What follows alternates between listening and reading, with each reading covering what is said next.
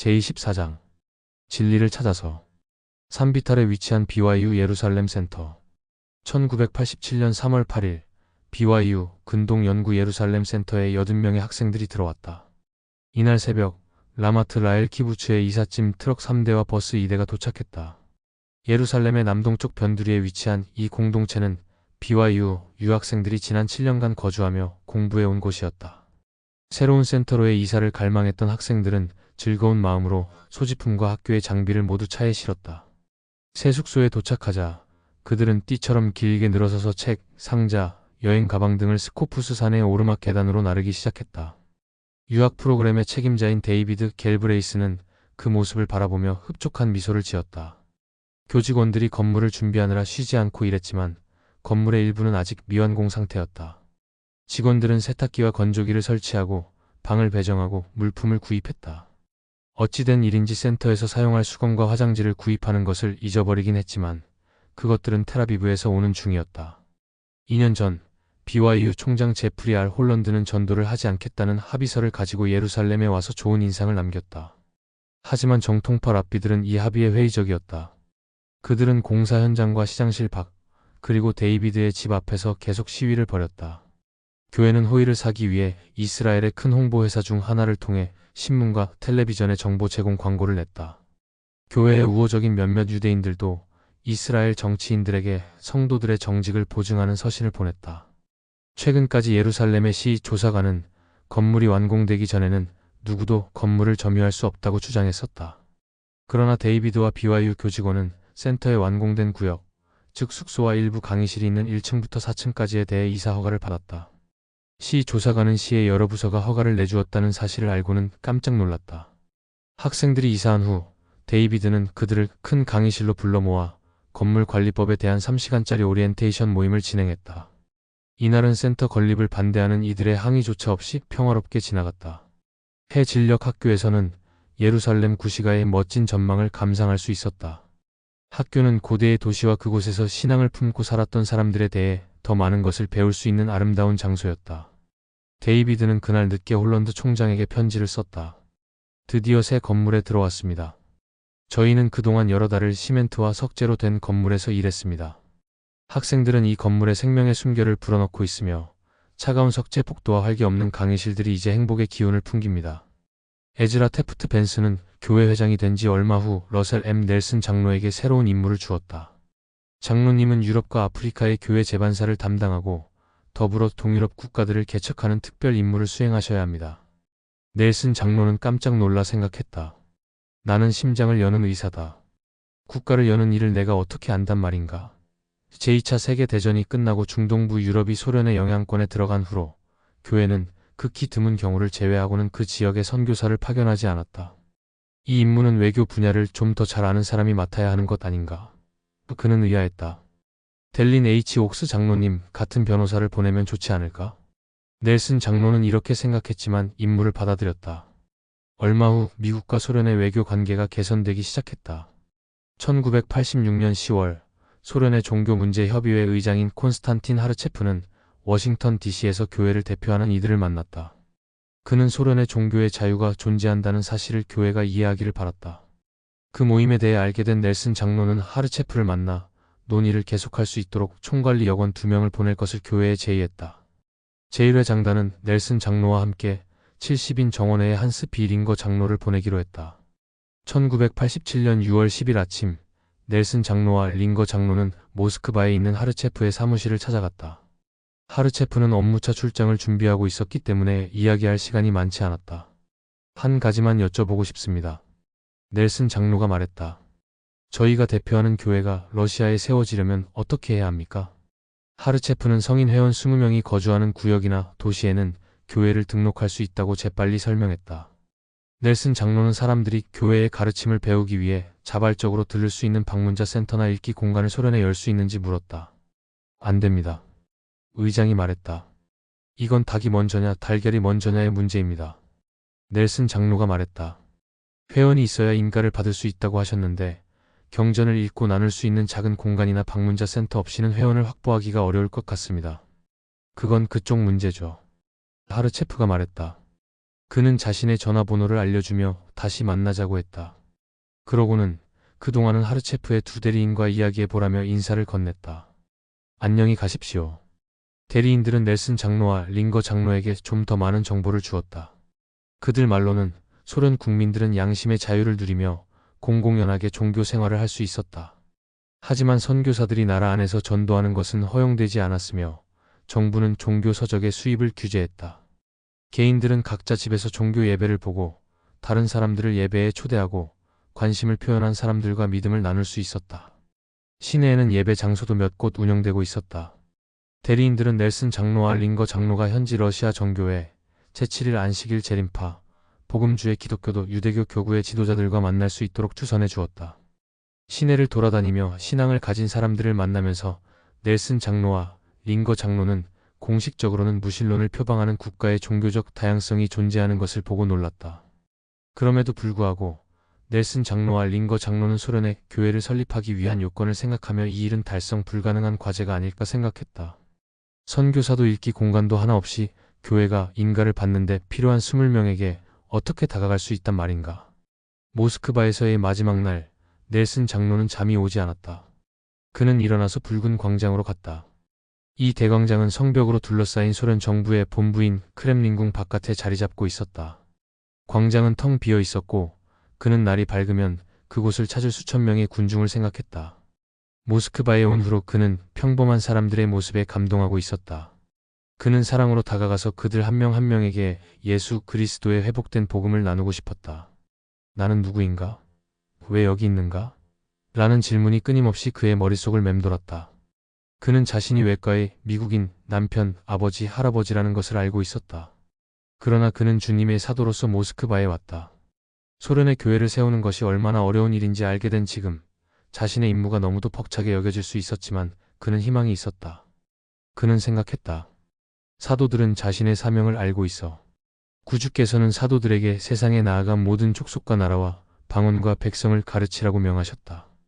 복음 메시지는 하나님의 모든 자녀를 위한 것이었다. 넬슨 장로는 방문 보고서에 중동부 유럽과 같은 곳의 문호를 개방하시는 주님의 권능에 대한 신앙을 표현했다. 우리는 모든 자녀를 사랑하시는 하늘 아버지의 뜻을 행하기 위해 작더라도 함께 걸음을 내딛기 시작할 수 있습니다. 4억 3천만 영혼의 운명과 구원이 우리의 행동에 달려 있습니다.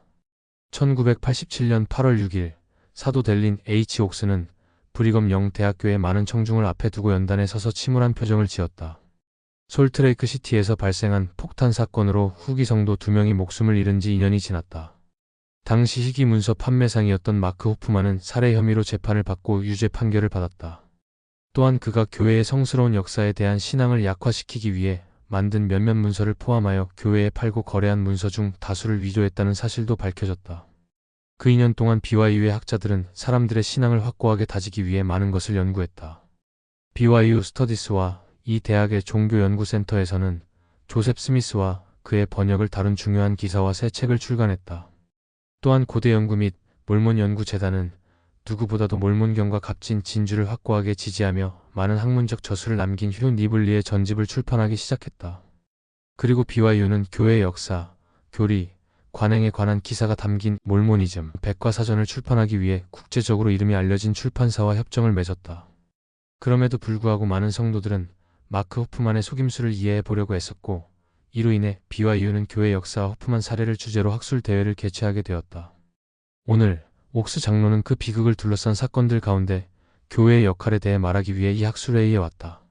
청중들도 알고 있듯 마크는 현재 종신형을 선고받고 복역 중이었다. 지난 1월 그는 실수로 자신에게 부상을 입힌 폭탄 1개를 포함해 총 3개의 폭탄을 만들었다고 자백했다. 그가 수사관들에게 한 이야기는 복잡하고 비극적이었다. 그는 평생 교회 회원으로 생활했지만 청년 시절 하나님에 대한 신앙을 잃었다. 시간이 흐르면서 그는 위조에 능란하게 되었고 교회 역사에 대한 지식을 활용하여 문서들을 위조했다. 나중에 그는 이러한 위조 문서를 만든 것이 돈을 벌기 위한 것뿐만 아니라 교회를 난처하게 하고 교회에 대한 신뢰를 떨어뜨리게 할 목적에서였음을 인정했다. 그는 자신의 속임수를 숨기기 위해 계획적으로 2사람을 살해했다. 옥스 장로는 말씀을 시작하면서 여러 대중 매체에서 이 살인 사건을 주목하고 있다고 언급했다. 일부 논평자들은 고든 비 힌클리 회장과 교회의 다른 지도자들이 마크에게서 사기 문서를 매입한 것을 비난하며 참으로 영감받은 지도자라면 위조 문서에 속지 않았을 것이라고 했다. 다른 사람들은 교회가 가장 의미심장한 호프만 문서들을 출판하고 학자들에게 이를 연구하도록 허용했음에도 불구하고 지도자들이 역사적 쟁점들을 숨기고 있다고 비난했다.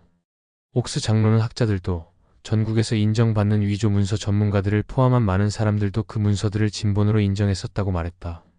또한 그는 교회 지도자들에게서 가장 두드러지는 신뢰의 태도에 대해서도 설명했다. 교회 지도자들이 개인적인 성역을 수행하려면 해마다 만나는 수백 명 한 사람 한 사람을 의심해서는 안 됩니다. 교회 지도자는 끊임없이 의심하기보다는 가끔 기대에 어긋나는 편이 낫습니다. 그들이 사기꾼 몇 명을 간파하지 못했다면 그것은 마음이 정직한 사람들에게 더 나은 조언과 위로를 주기 위해 필요한 대가였다. 교회가 조직되기 전에도 주님께서는 조셉 스미스에게 그가 항상 악인과 의인을 분별할 수는 없으리라고 경고하셨다. 마크 호프만 같은 사람들은 하나님께서 기만적인 사람들로부터 교회 회원과 지도자들을 항상 보호하시는 것은 아니라는 사실을 보여주었다.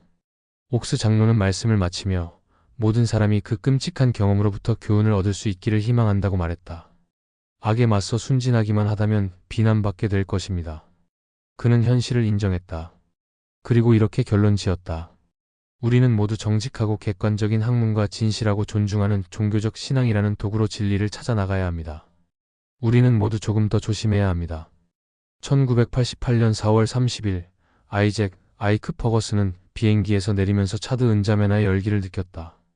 그 순간 이곳의 날씨는 자신이 살던 유타주 바운티풀의 시원한 봄 날씨와는 거리가 멀다는 것을 상기했다. 주위에는 흰색 투닉 상체를 덮는 의복의 일종 옴기니 차림에 머리덮개를 쓴 사람들이 보였다. 사막은 지평선을 향해 사방으로 뻗어 있었다. 제1회 장단의 요청으로 아이크는 교회 인도주의 프로젝트를 확인하기 위해 북아프리카의 사막 언저리에 온 것이었다. 여러 세대에 걸쳐 교회는 금식, 헌금을 어려움을 겪는 성도들을 돕는 데 주로 사용해왔다. 그런데 1980년대 초 에티오피아가 기근으로 황폐해진 후 그 나라는 교회가 공식적으로 존재하지 않는 곳이 되었다. 아이들을 비롯해 굶주린 사람들이 넘쳐나는 구호 캠프를 담은 텔레비전 영상은 성도들을 포함한 전 세계 사람들의 마음을 울렸다. 1985년 1월 27일 교회는 미국과 캐나다에서 특별 인도주의 금식을 하여 아프리카 구호를 위한 금식 헌금 600만 달러를 모금했다. 몇 달 후 70인 제1정원회의 회장 중 한 명인 M. 러셀 벨라드 장로는 교회가 가장 좋은 일을 하도록 도와줄 수 있는 인도주의 단체를 찾기 위해 에티오피아를 방문했다. 공중보건 분야에서 박사 학위와 전문 경험을 가진 아이크는 유타주에 있는 한 사무실에서 인도주의 기부금을 관리하도록 고용되었다. 업무 첫날 그는 컴퓨터와 전화를 제공받았고 금식을 통해 모금한 지원금 수백만 달러를 에티오피아에 분배할 권한도 받았다. 벨라드 장로의 활동을 바탕으로 아이크는 기부금을 가장 잘 사용할 방법에 대한 조언을 구하기 위해 다른 국제 원조 단체들에 연락했다. 그런 다음 에티오피아와 비슷한 문제를 겪고 있는 인접 국가들에서 활동하는 원조 단체에 대규모 보조금을 지급했다. 첫 번째 금식이 있은 지 10개월 후 교회는 기아 구제를 위해 두 번째 금식을 했다. 성도들의 기부가 에티오피아에 큰 도움이 되었기 때문에 교회 복지 서비스부는 세계 다른 지역의 구호기관과도 협력하기 시작했다. 얼마 후 아이크는 카리브해에서 건강 박람회를 개최하고 뇌성마비에 걸린 헝가리의 어린이를 돕기 위해 의료 장비를 보내고 볼리비아의 예방접종이 제공되게 하는 등의 과정을 도왔다. 은자메나에 도착한 아이크는 차드와 니제르의 인도주의 현장을 방문하며 며칠을 보냈다. 그는 비행기를 타고 교회가 산림녹화 프로젝트에 수십만 달러를 기부한 니제르의 마지아벨리도 방문했다. 하늘에서 내려다보니 계곡의 비옥한 농지와 점차 잠식해 가는 사막 사이에서 생울타리 역할을 하는 가뭄에 강한 나무들이 줄지어 있었다. 비행기가 착륙했고 교회 인도주의 협력단체 중 한 곳을 대표하는 이들이 그를 차에 태우고는 조림지를 지나갔다. 아이크는 나무가 바람에 의한 침식 작용을 막고 양, 염소, 소에게 먹이를 제공한다는 사실을 알게 되었다. 또한 나무는 인근에 사는 사람들에게 장기적으로 연료 공급원이 되기도 했다. 이 지역의 농부들은 프로젝트가 시작된 후로 농업 생산량을 30%까지 끌어올려 사막의 황폐화로부터 많은 생명을 지켜냈다. 며칠 후 아이크는 비행기를 타고 가나로 갔다. 이제 그곳의 교회에는 하나의 선교부와 수십 개의 지부가 있었다. 그곳에서 그는 협력단체인 아프리케어를 만났다. 아크라에서 북서쪽으로 약 128km 떨어진 아보모수라는 마을에 자리한 약 5만 평 규모의 교회 복지 농장에 관해 협의하기 위해서였다. 이 농장은 극심한 가뭄으로 인해 전국적으로 식량 공급량이 격감한 후 1985년에 만들어졌다. 미국에 있는 교회 복지 농장과 마찬가지로 이 농장도 도움이 필요한 사람들에게 식량을 제공하는 동시에 독립성과 자립심을 키워주었다. 현지 성도들은 가나 아크라 선교부의 도움을 받아 농장을 관리했다. 처음에는 모든 노동자가 자원봉사자였다. 하지만 이제 농장에서 노동자들에게 급여를 지급했으며 노동자들은 대부분 교회의 회원이었다. 3번의 재배 기간이 지나자 농장은 도움이 필요한 사람들을 위해 옥수수, 카사바, 플랜테인 요리용 바나나 등의 작물을 생산하는 데 어느 정도 성공을 거뒀다. 그러나 농장이 좋은 성과를 내고 있음에도 불구하고 높은 유지비를 감당하기에는 아직 역부족이었다. 아프리케어 컨설턴트들은 아보모스 사람들이 농장을 협동조합 사업으로 전환하는 것을 교회가 허용해야 한다고 말했다. 그것이 농장이 현지 사회에 기여하는 가장 좋은 방법이라고 했다. 그러면 전통적인 재배 기술을 사용하는 현지 농부들도 지역 사회에 더 많은 식량을 제공하기 위해 협력할 수 있을 것이었다. 또 그렇게 한다면 교회는 여전히 농장에 약간의 재정적 지원을 하되 그 성과에 대해서는 전적인 책임을 지지 않아도 됐다. 아이크와 컨설턴트들은 가나를 떠나기 전에 현지 부족장을 포함한 아보모스 지역 사회 구성원 150여 명에게 이 아이디어를 제시했다. 계획은 좋은 반응을 얻었고 많은 농부들이 협동조합에 적극적으로 참여할 의사를 보였다. 같은 해 4월, 마누엘 나바로는 아버지를 찾아와 실망스러운 소식을 전했다. 지난 몇 달 동안 그는 페루의 리마에서 지내며 그곳의 명문 대학에 들어가기 위해 열심히 공부했다. 하지만 최선의 노력에도 불구하고 원하던 학교에 들어가지 못했다. 다시 입학에 도전하려면 6개월을 더 공부해야 했다. 마누엘, 대학 진학을 계속 준비하고 싶은 거냐? 아니면 선교 사업을 준비하고 싶은 거냐? 아버지가 물었다.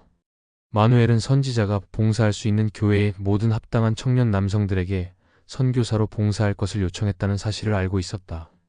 그의 축복사의 축복문에도 선교 사업이 언급되어 있었다. 하지만 그는 대학에 등록한 후에 선교 사업을 나갈 계획이었다. 그는 선교 사업에 앞서 대학교에 먼저 등록해 두면 선교 사업을 마치고 대학으로 돌아가는 것이 더 쉬울 것이라고 생각했다. 그런데 이제는 어떻게 해야 할지 알 수가 없었다. 아버지는 그에게 시간을 두고 결정하라고 했다. 마누엘은 곧바로 몰문경을 읽고 기도했다. 그렇게 하면서 결정을 인도하는 영을 느꼈다. 이튿날 그는 대답할 준비가 되어 있었다. 그는 선교사로 봉사해야 한다는 것을 알았다. 아버지가 말했다. 좋다. 너를 도와주마. 마누엘이 가장 먼저 한 일 중 하나는 일자리를 찾는 것이었다. 아버지가 근처 은행의 직원들을 몇 명 알고 있었기에 마누엘은 자신이 은행에서 일하게 될 것이라고 생각했다. 하지만 아버지는 그를 차에 태우고 시내에서 지부의 첫 예배당을 건축하는 현장으로 데려갔다. 그는 감독관에게 공사팀에 마누엘이 들어갈 자리가 있는지를 물었다. 물론이죠. 감독관이 말했다. 아드님에게 일을 맡기겠습니다. 마누엘은 6월에 공사팀에 합류했고 급여일이 될 때마다 감독관은 수표를 건네며 선교사업에 사용할 것을 상기시켰다. 마누엘의 어머니도 그가 수표의 금액 대부분을 선교사 기금과 11조로 떼어두도록 도와주었다. 선교사업에는 큰 비용이 들었는데 페루의 경제난으로 인해 그곳의 많은 성도들은 선교사 기금을 전액 부담하는 데 어려움을 겪고 있었다. 수년 동안 모든 전임 선교사들은 자신과 가족, 회원들, 심지어는 낯선 사람들의 친절에 의존하여 선교사 기금을 마련했다. 킴볼 회장이 자격을 갖춘 모든 청년 남성들에게 선교사로 봉사할 것을 촉구한 후 교회는 회원들에게 재정적인 도움이 필요한 사람들을 위해 일반 선교사 기금에 헌금하도록 권유했다. 이제 선교사 기금의 3분의 1을 현지에서 충당하게 되어 있었다. 나머지 비용을 지불할 수 없는 선교사들은 일반 기금을 사용할 수 있었다. 교회 지도자들은 페루와 다른 남미 국가에서는 현지 회원들이 선교사들에게 매일 한 끼의 음식을 제공함으로써 선교사들이 돈을 절약하도록 돕는 제도를 마련했다. 마누엘은 선교사 기금의 절반을 지불했고 나머지 비용은 부모가 지불하기로 했다. 마누엘은 약 6개월간 일한 후 선교사 부름장을 받았다. 아버지는 부름장을 바로 열어봐도 좋고 일요일까지 기다렸다가 성찬식에서 읽어도 좋다고 말했다. 마누엘은 그렇게 오래 기다릴 수는 없었지만 그날 저녁 어머니가 퇴근할 때까지는 기다리기로 했다. 마침내 어머니가 집에 도착하자 마누엘은 봉투를 열었다. 그의 눈에 가장 먼저 들어온 것은 에즈라 테프트 벤슨 회장의 서명이었다. 그런 다음 그는 부름장의 나머지 내용을 읽기 시작했고 한 단어 한 단어에 심장이 뛰었다. 마누엘은 자신이 페루 리마 북 선교부에서 봉사하게 된다는 것을 알고 무척 기뻤다. 그는 늘 자국에서 선교사로 봉사하고 싶은 소망을 품어왔었다. 1989년 4월 연차 대회 마지막 모임에서 에즈라 테프트 벤슨 회장은 솔트레이크 태버네클의 연단 근처에 앉아 연사들의 영감받은 메시지를 기쁘게 듣고 있었다. 하지만 자신이 말씀할 시간이 되자 그는 말씀을 전할 기운이 나지 않았다. 그는 제2보좌인 토마스 S. 몬슨에게 자신이 그 모임을 위해 준비한 말씀을 낭독해달라고 부탁했다. 지난 몇 년 동안 선지자는 교회의 다양한 그룹, 즉 청녀와 청남, 어머니와 아버지, 톡신성인 여성과 톡신성인 남성에게 직접 말씀을 전했다. 이제 그는 어린이들에게 말씀하고 싶었다. 저는 여러분을 무척 사랑합니다. 그의 말씀은 그렇게 시작되었다. 하나님 아버지께서도 여러분을 극진히 사랑하십니다. 당시 120만 명 이상의 어린이가 교회의 초등회 조직에 속해 있었다. 1988년에 본부 초등회 회장인 드완 제이 영과 초등회 임원회는 몰몬경에서 그리스도에게로 나오라라는 문구를 그의 주제로 선택했다. 또한 영 회장과 임원회는 어린이들에게 몰몬경에 대해 배우도록 권유했다. 벤슨 회장은 전 세계 어린이들이 그 권유를 받아들였다는 사실이 감격스러웠다. 그들은 가정의 밤과 초등회에서 몰몬경에 대해 노래하고 몰몬경 이야기를 연극으로 꾸며보고 몰몬경의 메시지를 가르치는 게임을 했다. 어떤 어린이들은 전 세계에 배부될 몰몬경을 구입하기 위해 돈을 벌기도 했다. 벤슨 회장은 그 연차 대회에서 어린이들에게 날마다 하늘 아버지께 기도하라고 권고했다. 우리의 마청이신 예수 그리스도를 세상에 보내주신 것을 감사드리십시오. 그분은 우리가 하늘에 있는 집으로 돌아갈 수 있게 해주셨습니다. 벤슨 회장은 성역을 행하는 동안 예수 그리스도의 속죄에 관해 여러 번 말씀했다. 최근 몇 년 동안 그는 그리스도의 사명 중 다른 기독교인들에게 친숙한 측면을 강조하기 위해서도 몰몬경을 인용했다. 성도들이 곧 사용할 수 있게 될 새로운 초등회 노래책은 그런 메시지를 더 강하게 담고 있었다. 어린이 노래책에는 구주를 주제로 한 섹션이 새로 생겼으며 이전 노래책인 다 함께 노래를 보다 예수님에 관한 노래가 더 많이 수록되었다. 벤슨 회장은 그리스도께 계심하고 그분의 구원의 은혜를 활용하도록 거듭 권유했다. 선지자는 이렇게 가르쳤다. 그분의 은혜로 우리는 필요한 일을 할 수 있는 힘을 얻습니다. 이 일은 우리 개인의 능력으로는 할 수 없는 일들입니다. 동시에 그는 성도들에게 의롭게 살 것을 격려했다.